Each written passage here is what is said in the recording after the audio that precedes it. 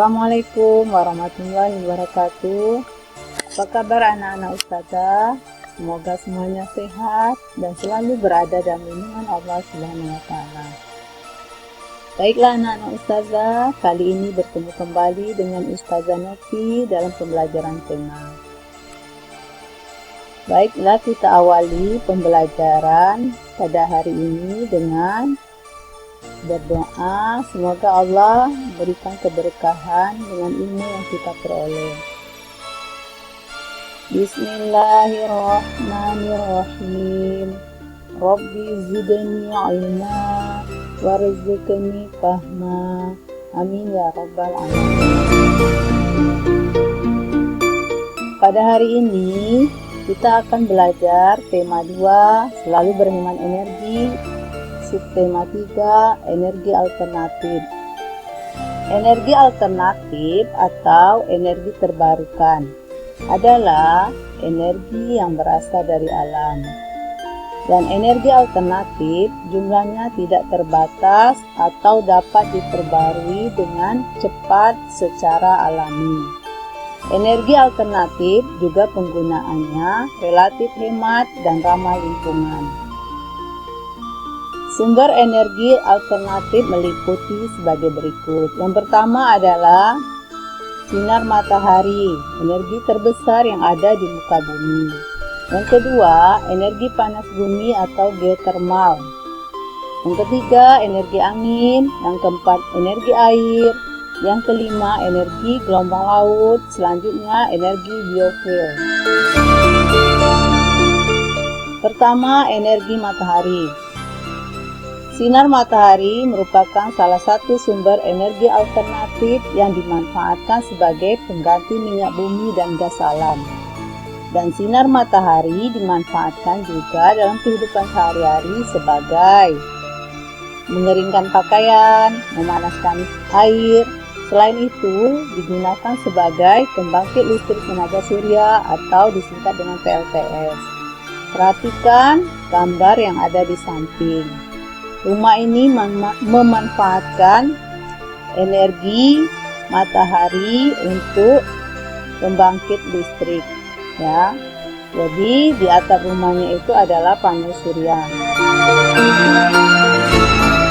Energi panas bumi atau geotermal. Panas bumi berasal dari pusat bumi yang terbentuk dari lapisan batuan yang sangat panas.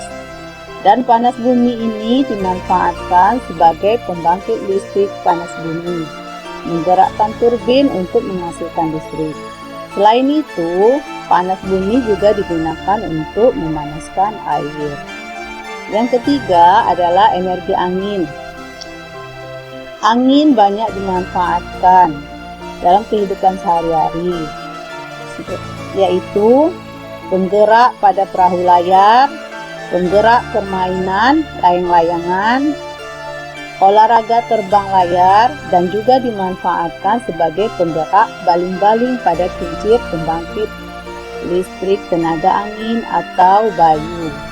Jadi pembangkit listrik tenaga angin atau bayu kita singkat dengan PLTB. Selanjutnya, energi air. Arus yang deras menyimpan energi gerak yang dapat dimanfaatkan sebagai pembangkit listrik tenaga air atau kita singkat dengan PLTA. Semakin deras arusnya, maka kecepatan energinya akan semakin kencang. Selanjutnya, energi gelombang laut.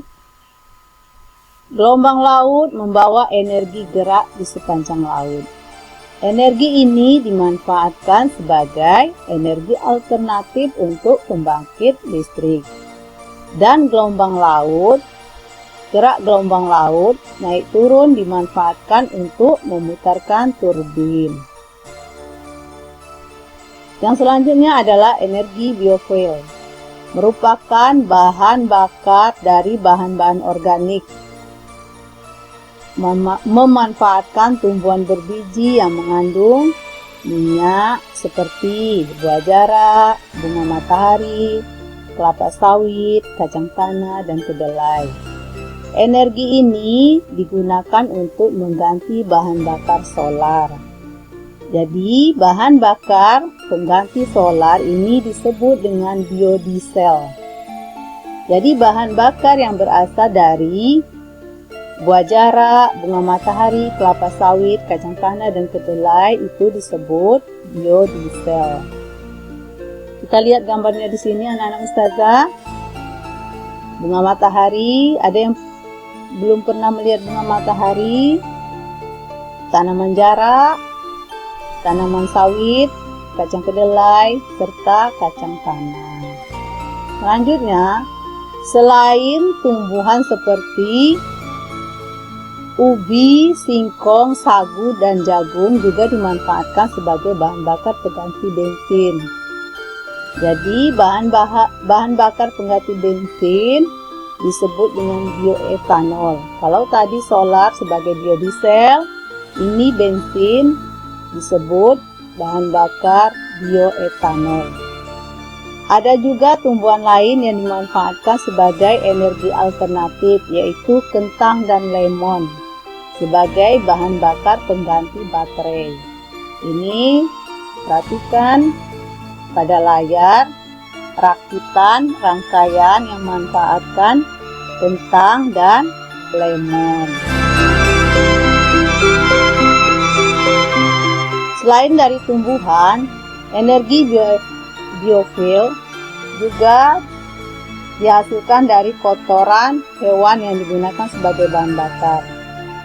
Bahan bakar yang berasal dari kotoran hewan dikenal dengan nama biogas, yang dimanfaatkan sebagai bahan bakar kendaraan bermotor dan bahan bakar untuk memasak. Jadi anak-anak ustazah, tidak mesti hewan seperti sapi, bisa juga kambing, kerbau, dan sebagainya, yang memanfaatkan kotorannya sebagai bahan bakar.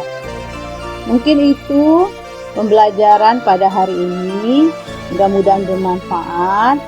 Kalau ada salah, ustazah mohon maaf, kepada Allah mohon ampun.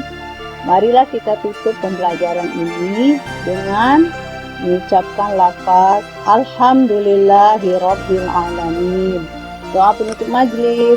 Subhanakallahumma wa bihamdika asyhadu an la ilaha illa anta astaghfiruka wa atubu ilaik. Assalamualaikum warahmatullahi wabarakatuh.